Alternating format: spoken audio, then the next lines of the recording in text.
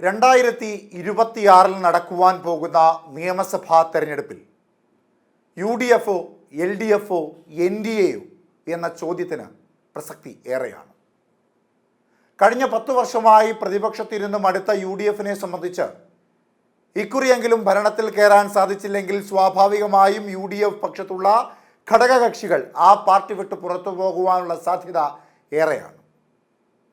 ഇടതുപക്ഷത്തിനെ സംബന്ധിച്ച് 10 വർഷം അടുപ്പിച്ച കേരളത്തെ ഭരിച്ച മുഖ്യമന്ത്രി പിണറായി വിജയനെതിരെ രൂക്ഷമായ ആരോപണങ്ങൾ പാർട്ടിക്കുള്ളിൽ നിന്നുയരുന്ന രാഷ്ട്രീയ സാഹചര്യത്തിൽ പോളിറ്റ് ബ്യൂറോ അംഗമായി കേരളത്തിൽ നിന്ന് MA ബേബി അടക്കമുള്ള പ്രധാനപ്പെട്ട നേതാക്കന്മാർ എത്തിയ രാഷ്ട്രീയ സാഹചര്യത്തിൽ 2026 നിയമസഭാ തെരഞ്ഞെടുപ്പിൽ മുഖ്യമന്ത്രി പിണറായി വിജയൻ അടക്കം ഇടതുപക്ഷം പരാജയപ്പെട്ടു പോവുകയാണ് എങ്കിൽ അത് വലിയൊരു തിരിച്ചടിയായി തന്നെ കണക്കാക്കപ്പെടും. എന്നാൽ മൂന്നാം തവണയും പിണറായി വിജയൻ്റെ നേതൃത്വത്തിൽ തന്നെ ഇടതുപക്ഷത്തിന് അധികാരത്തിലേറാൻ കഴിയുമെന്ന കണക്ക് കൂട്ടുന്ന അല്ലെങ്കിൽ അങ്ങനെ ധരിക്കുന്ന ഇടതുപക്ഷ നേതാക്കന്മാരും പ്രവർത്തകരും നിരവധിയുണ്ട്. ഒരു സംസ്ഥാന സമ്മേളനം കഴിയുമ്പോഴേക്കും ജടമുടിയാട്ടി ഉയർന്നു വരുന്ന ഒരു സിംഹം പോലെയാണ് ഇടതുപക്ഷം എന്ന വാദമുയർത്തുന്നവരും നിരവധിയാണ് പാർട്ടിയിൽ. എന്നാൽ BJP-യെ സംബന്ധിച്ച് കാലങ്ങളായി കേരളത്തിലേക്ക് കാലുകുത്താൻ കഴിയാത്ത തരത്തിലേക്ക് രാഷ്ട്രീയ അധപ്പതനത്തിൽ കുപ്പുകുത്തി വീണ BJP-ക്ക് നാഷണൽ ഡെമോക്രാറ്റിക് അലയൻസ് എന്ന മുന്നണിയിലൂടെ കേരളത്തിൽ കഴിഞ്ഞ ലോക്സഭാ തെരഞ്ഞെടുപ്പിൽ തൃശ്ശൂരിൽ അക്കൗണ്ട് തുറക്കാൻ സാധിച്ച രാഷ്ട്രീയ സാഹചര്യത്തിൽ ആ ലോക്സഭാ തെരഞ്ഞെടുപ്പിൽ 9 നിയമസഭാ മണ്ഡലങ്ങളിൽ 1-ാം സ്ഥാനത്തും 11 നിയമസഭാ മണ്ഡലങ്ങളിൽ 2-ാം സ്ഥാനത്തും എത്താൻ കഴിഞ്ഞതുകൊണ്ട് തന്നെ 2026 നിയമസഭാ തെരഞ്ഞെടുപ്പിൽ ഒരു നിർണായക ശക്തിയായി മാറാൻ കഴിയുമെന്ന് ഉറച്ച തീരുമാനം അവർക്കുണ്ട്. എന്നാൽ BJP 2016 നടന്ന നിയമസഭാ തെരഞ്ഞെടുപ്പിൽ നേമത്ത് അക്കൗണ്ട് തുറക്കുകയും 2021 ആ അക്കൗണ്ട് ഇടതുപക്ഷവും കോൺഗ്രസും ചേർന്ന് അടപ്പിക്കുകയും ചെയ്തിരുന്നു എന്ന് പറയുമ്പോൾ അത്തരത്തിലൊരു സാഹചര്യം വരാൻ പോകുന്ന ലോക്സഭാ തെരഞ്ഞെടുപ്പിലും വലിയ പ്രതീക്ഷ വെച്ച് പുലർത്തുന്ന BJP-യെ നിയമസഭാ തെരഞ്ഞെടുപ്പിൽ ഒരു മണ്ഡലത്തിലും പ്രവേശിപ്പിക്കാത്ത തരത്തിൽ നിഷ്പ്രയാസം പരാജയപ്പെടുത്തുവാനുള്ള നീക്കങ്ങളുമൊക്കെ നടക്കുന്ന ഒരു ഇടമായി കേരളത്തിലെ രാഷ്ട്രീയ തെരഞ്ഞെടുപ്പ് 2026 മാറും. അതുകൊണ്ട് തന്നെ ഇനി പുറത്തു വരുന്ന സർവേകൾക്ക്, പ്രധാനമായും ഒപ്പീനിയൻ പോൾ സർവേകൾക്ക് പ്രാധാന്യമേറെയാണ്.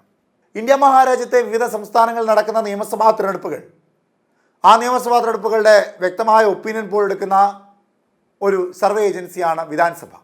ആ വിധാൻസഭയുടെ ഓരോ മണ്ഡലങ്ങളിലെയുമുള്ള 10,000-ൽ പരം സാമ്പിളുകൾ ശേഖരിച്ചുകൊണ്ടുള്ള ഒപ്പീനിയൻ പോൾ സർവേ ഫലമാണ് ഇപ്പോൾ പുറത്തു വന്നിട്ടുള്ളത്. കേരളത്തിൻ്റെ ഒപ്പീനിയൻ പോൾ സർവേ ഫലം എന്ത് എന്ന് പരിശോധിക്കാം. അതിനു മുമ്പ് BJP-ക്ക് സ്വാധീനമുള്ള മണ്ഡലങ്ങൾ, അതിലൊന്ന് തിരുവനന്തപുരം, തൃശ്ശൂർ, പാലക്കാട്, പത്തനംതിട്ട, കാസർഗോഡ്. UDF-നെ സംബന്ധിച്ച് മധ്യ കേരളമായ കോട്ടയം പോലെ, എറണാകുളം പോലെയുള്ള ഇടങ്ങൾ. LDF-ന് കണ്ണൂർ, ആലപ്പുഴ പോലെയുള്ള അവരുടെ ശക്തി കേന്ദ്രങ്ങൾ. അതുപോലെ തന്നെ എല്ലാ ജില്ലകളിലും ചില പ്രധാന ഇടങ്ങളിൽ, പാർട്ടി ഗ്രാമങ്ങളോട് ചേർന്ന് നിൽക്കുന്ന ഇടങ്ങളിൽ, മണ്ഡലങ്ങളിൽ സ്വാധീനമേറെയാണ്. സാമുദായിക വോട്ടുകൾ ഇടതുപക്ഷത്തിന് അനുകൂലമായി നിൽക്കുകയാണ് എങ്കിൽ ഒരു പ്രതീക്ഷ അവർക്കുണ്ട്. ഒപ്പം BJP കോൺഗ്രസ് പാളയങ്ങളിൽ വിള്ളൽ വീഴ്ത്തിയാൽ ഇടതുപക്ഷത്തിന് വിജയിക്കുവാൻ കഴിയുമെന്ന കണക്കൂട്ടലുമുണ്ട്. കോൺഗ്രസിനെ സംബന്ധിച്ച് ഭരണവിരുദ്ധ വികാരം വലിയ മുതൽക്കൂട്ടാകുമെന്നും ആ മുതൽക്കൂട്ടിൽ 90-ലേറെ സീറ്റുകളിൽ വിജയിക്കുവാൻ കഴിയുമെന്നുമാണ് അവരുടെ ഉദ്ദേശം. പ്രതിപക്ഷ നേതാവ് VD സതീശൻ പോലും 100-ലേറെ സീറ്റുകളിൽ കോൺഗ്രസ് വിജയിക്കുമെന്ന് പറയുകയും ചെയ്തു. BJP-യെ സംബന്ധിച്ച് BJP 20%-ലേറെ വോട്ടുകൾ ശേഖരിച്ച കഴിഞ്ഞ ലോക്സഭാ തെരഞ്ഞെടുപ്പിൻ്റെ കണക്കുകൾ പരിശോധിക്കുമ്പോൾ ഈ നിയമസഭാ തെരഞ്ഞെടുപ്പിൽ ഒരു നിർണായക ശക്തിയായി മാറാൻ കഴിയുമെന്ന കണക്കൂട്ടിലാണ് അവർക്കുള്ളത്. എന്തായാലും വിധാൻസഭ ഒപ്പീനിയൻ പോൾ സർവേ ഫലം പരിശോധിക്കാം. ആദ്യം തിരുവനന്തപുരം ജില്ല. രാജ്യത്ത് ഏത് പാർട്ടിയായിരിക്കും അധികാരത്തിലേറുക എന്നറിയണമെങ്കിൽ ഉത്തർപ്രദേശിൽ എത്ര സീറ്റുകൾ ഏത് പാർട്ടി നേടിയെന്നറിയണമെന്ന് പറയുന്നത് പോലെ കേരള നിയമസഭയിലേക്ക് ആര് പ്രവേശിക്കുമെന്ന് അറിയണമെങ്കിൽ തലസ്ഥാന നഗരിയിൽ എത്ര സീറ്റുകളിൽ ഏത് പാർട്ടി വിജയിച്ചു എന്ന് പരിശോധിക്കണം എന്നാണ് പറയാറ്. 2016 നടന്ന നിയമസഭാ തെരഞ്ഞെടുപ്പിലും 2021 നടന്ന നിയമസഭാ തെരഞ്ഞെടുപ്പിലും തിരുവനന്തപുരം ജില്ലയിൽ ഏറ്റവും കൂടുതൽ സീറ്റുകൾ നേടിയത് LDF ആയിരുന്നു. 2011 നിയമസഭാ തെരഞ്ഞെടുപ്പിൽ തിരുവനന്തപുരത്ത് ഏറ്റവും കൂടുതൽ സീറ്റുകൾ നേടിയത് UDF ആയിരുന്നു. ആ കാലങ്ങളിലെല്ലാം നിയമസഭ ഭരിച്ചത് തിരുവനന്തപുരം പിടിച്ചെടുത്ത പാർട്ടികൾ തന്നെയായിരുന്നു. അങ്ങനെയെങ്കിൽ ആദ്യം തിരുവനന്തപുരം നോക്കാം. തലസ്ഥാന നഗരിയിൽ ആകെയുള്ള നിയമസഭാ മണ്ഡലങ്ങൾ 14ആണ്. അതിൽ 5 LDF, 8 UDF, 1 NDA. Nemom, Kazhakkoottam, അതല്ലെങ്കിൽ വട്ടിയൂർക്കാവ്, ഈ 3 നിയമസഭാ മണ്ഡലങ്ങളിലാണ് BJP-ക്ക് വലിയ വിജയപ്രതീക്ഷയുള്ളത്. എന്നാൽ ഇവിടങ്ങളിലെല്ലാം കോൺഗ്രസും ഇടതുപക്ഷവും ഒരുപോലെ തന്നെ പ്രതീക്ഷ കാത്തു സൂക്ഷിക്കുകയും ചെയ്യുന്നുണ്ട്. പാറശാല, നെയ്യാറ്റിൻകര പോലെയുള്ള നിയമസഭാ മണ്ഡലങ്ങളിലാണ് കോൺഗ്രസിന് കുറച്ചുകൂടി ആത്മവിശ്വാസം ഏറെയുള്ളത്, തിരുവനന്തപുരം സെൻറ്ററിലും. ഇങ്ങനെ കണക്കുകൾ പരിശോധിക്കുമ്പോൾ LDF 5 സീറ്റുകളിൽ, UDF 8 സീറ്റുകളിൽ, NDA 1 സീറ്റിൽ. അടുത്തത് തിരുവനന്തപുരത്തോട് ചേർന്ന് നിൽക്കുന്ന കൊല്ലം നിയമസഭാ മണ്ഡലമാണ്. കൊല്ലം നിയമസഭാ മണ്ഡലങ്ങളിലെ വിധാൻസഭ ഒപ്പീനിയൻ പോൾ സർവേ ഫലം പരിശോധിക്കുമ്പോൾ അവിടെ ആകെയുള്ള 11 നിയമസഭാ മണ്ഡലങ്ങളിൽ 4 LDF-ഉം 7 UDF-ഉമാണ്. കൊല്ലത്ത് ഏറ്റവും കൂടുതലുള്ളത് ഈഴവ കമ്മ്യൂണിറ്റിയിൽപ്പെട്ട ആളുകളാണ്. അതിനോടൊപ്പം തന്നെ അവിടുത്തെ തൊഴിൽ സംവിധാനം കശുവണ്ടി തൊഴിലാളികളാണ് കൂടുതലും, പിന്നീട് മത്സ്യത്തൊഴിലാളികളാണ്. ഈ വിഭാഗക്കാരുടെ എല്ലാം പിന്തുണ UDF ഉണ്ടാകുമെന്നും അതുകൊണ്ട് തന്നെ UDF ഏറ്റവും കൂടുതൽ നിയമസഭാ മണ്ഡലങ്ങൾ പിടിച്ചെടുക്കുമെന്നും 11 നിയമസഭാ മണ്ഡലത്തിൽ 7 നിയമസഭാ മണ്ഡലം UDF-ഉം 4 LDF-ഉം വിജയിക്കുമെന്നാണ് പറയുന്നത്. നിലവിലുള്ള MLA-മാരിൽ മുകേഷിൻ്റെ അടക്കമുള്ള അവസ്ഥ കുറച്ച് പരിതാപകരം തന്നെയാണ്. അവിടെ മുഖച്ഛായുള്ളൊരു നേതാവിനെ മത്സരിപ്പിച്ചാൽ കൊല്ലം സെൻട്രലിൽ വിജയിക്കുവാൻ കഴിയുമെന്ന കണക്കൂട്ടിലൊക്കെ കോൺഗ്രസിനെ സംബന്ധിച്ചുണ്ട്. അടുത്തത് കാസർഗോഡാണ്. BJP ഏറ്റവും കൂടുതൽ വിജയപ്രതീക്ഷ കാത്തുസൂക്ഷിക്കുന്ന ജില്ലകളിൽ ഒന്നാണ് കാസർഗോഡ്.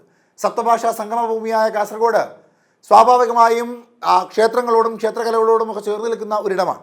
അവിടെ BJPക്ക് വലിയ പ്രതീക്ഷയും സ്വാധീനവും ഉണ്ട് എന്നാണ് അവരുടെ കണക്കൂട്ടൽ. അങ്ങനെ വരുമ്പോൾ വിധാനസഭയുടെ സർവേ ഫലം എങ്ങനെയാണെന്ന് പരിശോധിക്കാം.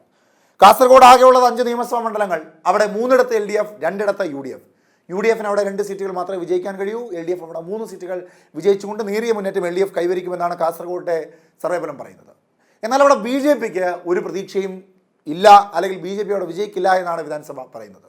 ഇനി കണ്ണൂരാണ്. പാർട്ടി ഭൂമിയായ പാർട്ടിയുടെ ഏറ്റവും പ്രധാനപ്പെട്ട ശക്തി കേന്ദ്രമായ കണ്ണൂരിൽ എത്ര സീറ്റുകളിൽ ഇടതുപക്ഷം വിജയിക്കുമെന്നുള്ളതാണ് ഏറ്റവും പ്രധാനം. UDF ആ പാർട്ടി കോട്ടയിൽ വിള്ളൽ ഉണ്ടാക്കുമോ എന്നതും വളരെ പ്രധാനപ്പെട്ടതാണ്.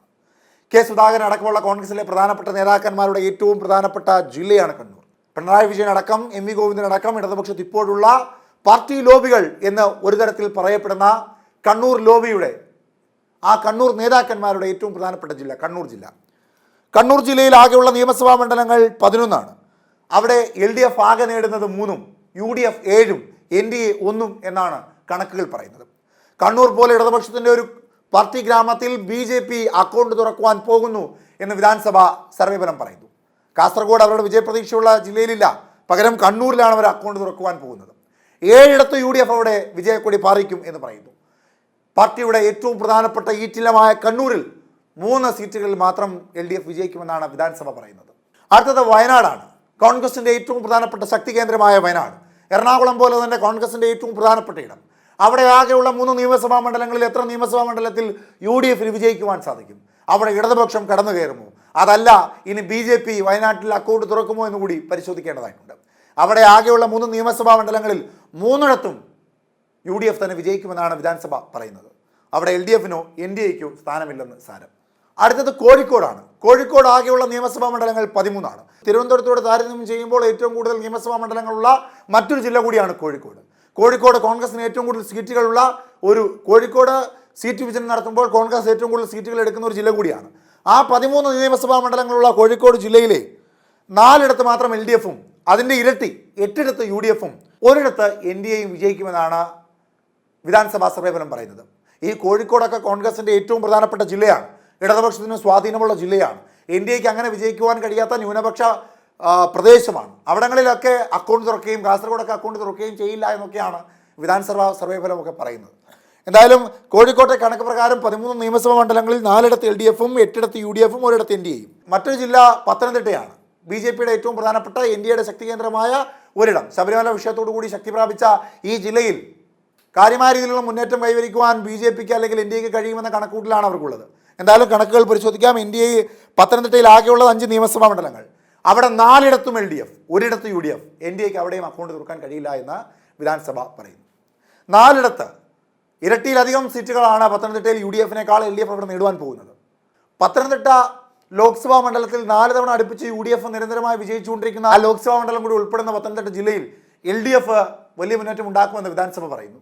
അടുത്തത് ആലപ്പുഴയാണ്. കണ്ണൂർ പോലെ തന്നെ ഇടതുപക്ഷത്തിൻ്റെ ഏറ്റവും പ്രധാനപ്പെട്ട പുന്നപ്ര വയലാർ സമരത്തിൻ്റെ സമരഭൂമികയായ ആലപ്പുഴയിൽ ഇടതുപക്ഷം എത്ര സീറ്റുകൾ നേടുമെന്നുള്ളത് ഏറ്റവും പ്രധാനമാണ്. കഴിഞ്ഞ ലോക്സഭാ തെരഞ്ഞെടുപ്പിൽ BJP-ക്ക് വലിയ സ്വാധീനം ഉണ്ടാക്കി കൊടുത്ത ഒരു മണ്ഡലം കൂടി ഉൾപ്പെടുന്ന ആലപ്പുഴ ജില്ലയിൽ, കായംകുളം മണ്ഡലം കൂടി ഉൾപ്പെടുന്ന ആലപ്പുഴ ജില്ലയിൽ എത്ര സീറ്റുകൾ BJP-ക്ക് വിജയിക്കുവാൻ സാധിക്കും, അല്ലെങ്കിൽ NDA-ക്ക് വിജയിക്കുവാൻ സാധിക്കും? കോൺഗ്രസിന് ലോക്സഭാ തെരഞ്ഞെടുപ്പിൽ ഉണ്ടാക്കിയ പോലൊരു മുന്നേറ്റം അവിടുത്തെ നിയമസഭാ മണ്ഡലങ്ങളിൽ ഉണ്ടാക്കുവാൻ സാധിക്കുമോ എന്നൊക്കെ പരിശോധിക്കുമ്പോൾ വിധാനസഭ ഒപ്പിനുമ്പോൾ സർവേ ഫലം പറയുന്നത് ആകെയുള്ള 9 നിയമസഭാ മണ്ഡലങ്ങളിൽ 2 LDF-ഉം 7 UDF-ഉം. ലോക്സഭാ തെരഞ്ഞെടുപ്പിൽ മുന്നേറ്റമുണ്ടാക്കിയ കായംകുളം നിയമസഭാ മണ്ഡലത്തിൽ പോലും BJP-ക്ക് വിജയിക്കുവാൻ കഴിയില്ല എന്നാണ് വിധാനസഭ ഒപ്പിനുമ്പോൾ സർവേ ഫലം പറയുന്നത്. 2 മാത്രം LDF-ഉം 7 UDF-ഉം. അടുത്തത് കോട്ടയം ജില്ലയാണ്. കോട്ടയം ജില്ലയിൽ ആകെയുള്ള 9 നിയമസഭാ മണ്ഡലങ്ങളിൽ 3 LDF-ഉം 6 UDF-ഉം വിജയിക്കുമെന്നാണ് പറയുന്നത്. കേരള കോൺഗ്രസ് 2 തട്ടിൽ നിൽക്കുന്ന രണ്ടാമത്തെ തെരഞ്ഞെടുപ്പ്. കേരള കോൺഗ്രസിൽ നിന്ന് ഒരു വിഭാഗം BJP-യിലേക്കും പോവുകയുണ്ടായി. സജി മഞ്ഞക്കടമ്പിൽ എന്ന പാർട്ടി നേതാവിന്റെ നേതൃത്വത്തിലുള്ള ഒരു വിഭാഗമാണ് കേരള കോൺഗ്രസ് ഡി എന്ന പേരിൽ കേരള കോൺഗ്രസ് ഡെമോക്രാറ്റിക് എന്ന പാർട്ടി രൂപീകരിച്ച് BJP-യിലേക്ക് പോയത്. അപ്പോൾ കേരള കോൺഗ്രസിന്റെ ശക്തി കേന്ദ്രമായിരുന്ന കോട്ടയത്ത് ഇപ്പോൾ കേരള കോൺഗ്രസ് മൂന്നായി വിഘടിച്ചുകൊണ്ട് ഒരുപക്ഷം കേരള കോൺഗ്രസ് ജോസഫ് വിഭാഗവും ഒരുപക്ഷം കേരള കോൺഗ്രസ് മാണി വിഭാഗവും ഒരു വിഭാഗം സജി മഞ്ഞക്കടമ്പിലിന്റെ പേരിൽ NDAയുടെ ഒപ്പം നിൽക്കുന്നു. അപ്പോൾ വിധാനസഭയുടെ കണക്ക് പ്രകാരം ആകെയുള്ള 9 നിയമസഭാ മണ്ഡലങ്ങളിൽ LDF 3 UDF 6 വിജയിക്കുമെന്ന് കണക്കുകൾ പറയുന്നു. അവിടെയും NDAക്ക് അക്കൗണ്ട് തുറക്കാൻ കഴിയില്ല എന്ന് സാരം. അടുത്തത് മലപ്പുറമാണ്. മലപ്പുറം ലീഗിന്റെ ഏറ്റവും പ്രധാനപ്പെട്ട പൊന്നാപുരം കോട്ടയാണ്.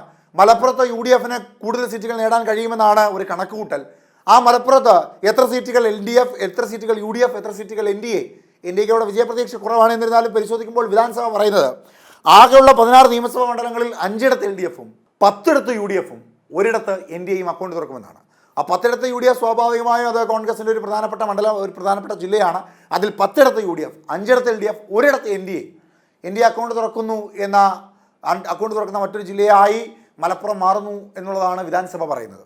മറ്റൊന്ന് പാലക്കാടാണ്. BJP-യുടെ ഏറ്റവും പ്രധാനപ്പെട്ട ശക്തി കേന്ദ്രം, നഗരസഭ ഭരിക്കുന്ന ജില്ല. കഴിഞ്ഞ നിയമസഭാ തെരഞ്ഞെടുപ്പിൽ 18,000-ലേറെ വോട്ടിൻ്റെ ഭൂരിപക്ഷത്തോടു കൂടി ഉപതെരഞ്ഞെടുപ്പിൽ രാഹുൽ മാങ്കൂട്ടം വിജയിച്ചു വന്ന ജില്ല. സ്വാഭാവികമായി അവിടെ ഇത്തവണയും രാഹുൽ മാങ്കൂട്ടം തന്നെ ആയിരിക്കും. എന്തായാലും സ്ഥാനാർത്ഥി നിർണ്ണയമൊക്കെ അവിടെ നിൽക്കുമ്പോൾ തന്നെ അവിടുത്തെ അഭിപ്രായ സർവേയുടെ അടിസ്ഥാനത്തിൽ അവിടെ ഏത് പാർട്ടി വിജയിക്കുമെന്ന് കണക്കുകൂട്ടുമ്പോൾ പാലക്കാട് ജില്ലയിൽ ആകെയുള്ള 12 നിയമസഭാ മണ്ഡലങ്ങളിൽ 3 LDFും 9 UDFും NDAക്ക് അവിടെ അക്കൗണ്ട് തുറക്കുവാൻ കഴിയുകയില്ല എന്നാണ് പറയുന്നത്. ഇവിടെ പരിശോധിക്കുമ്പോൾ മനസ്സിലാവുന്നൊരു കാര്യം, NDA അവരുടെ ശക്തി കേന്ദ്രം എന്ന് പറയുന്ന പല ജില്ലകളിലും NDAക്ക് അക്കൗണ്ട് തുറക്കാൻ കഴിയില്ല എന്നാണ് വിധാനസഭ പറയുന്നത്. എന്നാൽ മലപ്പുറം പോലെ ന്യൂനപക്ഷ സാന്ദ്രത ഏറെയുള്ള മലപ്പുറം ജില്ലയിൽ പോലും NDAക്ക് അക്കൗണ്ട് തുറക്കുവാൻ കഴിയുന്നു എന്നാണ് വിധാനസഭ പറയുന്നത്. മറ്റൊന്ന് ഇടുക്കി ജില്ലയാണ്. ഇടതുപക്ഷത്തിനും കോൺഗ്രസിനും ഒക്കെ ഒരുപോലെ സ്വാധീനവും സാധ്യതയും ഏറെയുള്ള ജില്ല. അവിടെ ആകെയുള്ള നിയമസഭാ മണ്ഡലങ്ങൾ 5, അതിൽ 4 LDF വിജയിക്കും, ഒരിടത്ത് മാത്രം UDF. ഇടതുപക്ഷത്തിൻ്റെ ഒരു പ്രധാനപ്പെട്ട ജില്ല എന്ന തലത്തിൽ തന്നെ ഇടുക്കിയും നിൽക്കുമെന്നാണ് കണക്കുകൾ പറയുന്നത്. അടുത്തത് കോൺഗ്രസിൻ്റെ ഏറ്റവും പ്രധാനപ്പെട്ട ജില്ല. 2016-ലും 2021-ലും രണ്ടാം പിണറായി സർക്കാരിൻ്റെ അതിപ്രസരത്തിൽ പല ജില്ലകളും കൈവിട്ട് പോയപ്പോഴും എറണാകുളം UDFനെ ഹൃദയത്തോട് ചേർത്ത് നിർത്തിയ ഏറ്റവും പ്രധാനപ്പെട്ട ജില്ലയായിരുന്നു. ആ ജില്ലയിൽ ഇക്കുറിയുള്ള കണക്കുകൾ പരിശോധിക്കുമ്പോൾ ആകെയുള്ള നിയമസഭാ മണ്ഡലത്തിൽ 14 5 LDF, 9 UDF. NDAക്ക് അവിടെയും അക്കൗണ്ട് തുറക്കുവാൻ കഴിയില്ല എന്ന് വിധാനസഭ പറയുന്നു. അടുത്തത് തൃശ്ശൂർ ജില്ലയാണ്. BJPക്ക് ചരിത്രത്തിലാദ്യമായി ലോക്സഭാ തെരഞ്ഞെടുപ്പിൽ ഒരു അക്കൗണ്ട് തുറക്കുവാൻ ഇടം നൽകിയ തൃശ്ശൂരിനെ സംബന്ധിച്ച് അവിടെ നിയമസഭാ തെരഞ്ഞെടുപ്പിലേക്ക് വരുമ്പോൾ സ്വാഭാവികമായും സുരേഷ് ഗോപി അടക്കമുള്ള BJPയുടെ മുഖങ്ങൾ തിളങ്ങി നിൽക്കുന്ന ജില്ലയിൽ, ഇടതുപക്ഷത്തിന് സ്വാധീനമേറെയുള്ള ജില്ലയിൽ, അതുപോലെ തന്നെ കോൺഗ്രസിൻ്റെ K കരുണാകരൻ അടക്കമുള്ള പ്രധാനപ്പെട്ട നേതാക്കന്മാരുടെ ഏറ്റവും പ്രധാനപ്പെട്ട ജില്ലയിൽ എത്ര സീറ്റുകൾ NDA, എത്ര സീറ്റുകൾ LDF, എത്ര സീറ്റുകൾ UDF എന്ന് അറിയേണ്ടതായിട്ടുണ്ട്. തൃശ്ശൂരിലാകെയുള്ള നിയമസഭാ മണ്ഡലങ്ങൾ 13, അതിൽ 8 LDF, 5 UDF. അവിടെയും NDAക്ക് അക്കൗണ്ട് തുറക്കുവാൻ കഴിയില്ല എന്നാണ് വിധാനസഭ പറയുന്നത്. അതായത് 2026-ൽ നടക്കുവാൻ പോകുന്ന നിയമസഭാ തെരഞ്ഞെടുപ്പിൽ ആകെയുള്ള 140 മണ്ഡലങ്ങളിൽ LDF നേടാൻ പോകുന്നത് 53 സീറ്റുകൾ, UDF നേടാൻ പോകുന്നത് 82 സീറ്റുകൾ, NDA നേടാൻ പോകുന്നത് 4 സീറ്റുകൾ. അതായത് കേവല ഭൂരിപക്ഷത്തെ മറികടന്നുകൊണ്ടുള്ള ഒരു ഭൂരിപക്ഷം UDFന് കേരളത്തിൽ ഉണ്ടാക്കുവാൻ സാധിക്കുകയും 2026-ലെ നിയമസഭാ തെരഞ്ഞെടുപ്പിൽ 10 വർഷം പ്രതിപക്ഷ സ്ഥാനത്തിരുന്ന UDFനെ സംബന്ധിച്ച് അധികാരത്തിലേറാൻ കഴിയുന്ന രാഷ്ട്രീയ സാഹചര്യം എപ്പോഴും കേരളത്തിലുണ്ട് എന്ന കോൺഗ്രസിൻ്റെ ബോധ്യത്തെ ശരിവെക്കുകയാണ് വിധാനസഭയും. എങ്കിലും അന്തിമ തീരുമാനമെടുക്കേണ്ടത് ജനങ്ങളാണ്. 2026-ന് ഇനി മാസങ്ങളേറെയുണ്ട്. ചർച്ചകൾ സജീവമായി നടക്കും. രാഷ്ട്രീയ പ്രതലങ്ങൾ മാറും, രാഷ്ട്രീയ ചർച്ചകൾ മാറും, രാഷ്ട്രീയ അന്തരീക്ഷം മാറും. അപ്പോൾ ആ സമയത്ത് ആര് വിജയിക്കും പരാജയിക്കുമെന്ന് തീരുമാനിക്കുന്നത് ആ അന്തിമ നിമിഷത്തിൽ ജനങ്ങളുടെ തീരുമാനമാണ്. കാത്തിരിക്കാം ആ തീരുമാനത്തിന്.